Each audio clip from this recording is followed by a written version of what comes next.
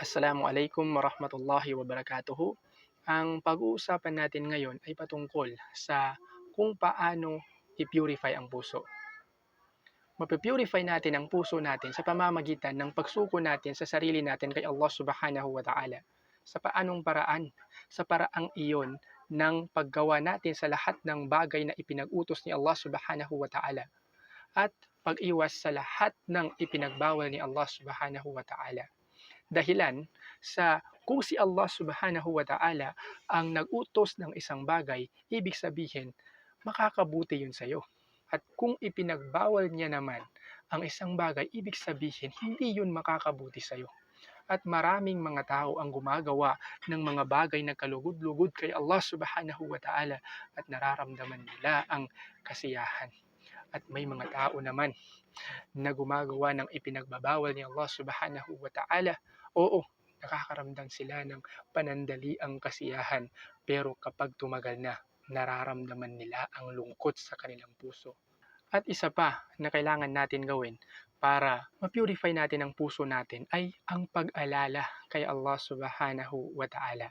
Dahilan sa kapag inalala natin si Allah Subhanahu wa Ta'ala ay aalalahanin niya rin tayo. Lagi nating tatandaan na nakikita tayo ni Allah Subhanahu wa Ta'ala. Kung bubulong sa atin si Shaitan na inuutusan niya tayo na gawin ang isang masamang bagay, alalahanin natin nakikita tayo ni Allah Subhanahu wa Ta'ala, at kapag naalala natin yon, huwag na natin gawin yung bagay na yon. At magpasalamat din tayo sa Allah Subhanahu wa Ta'ala sa lahat ng biyayang ibinigay niya sa atin. Kung hindi natin alam kung ano yung ipasasalamat natin kay Allah Subhanahu wa Ta'ala, bilangin natin yung ugat natin sa katawan at makakapagpasalamat tayo kay Allah Subhanahu wa Ta'ala. At kung titingnan natin yung mata natin, ipipikit lang natin ito ng ganito, marirealize natin na kapag nawala yan, malaking blessing yan kay Allah Subhanahu wa Ta'ala at mahirap yan palitan. Magpasalamat tayo kay Allah Subhanahu wa Ta'ala. Mahirap i-purify ang puso. Maraming bagay kang iiwasan at magiging boring yung buhay mo.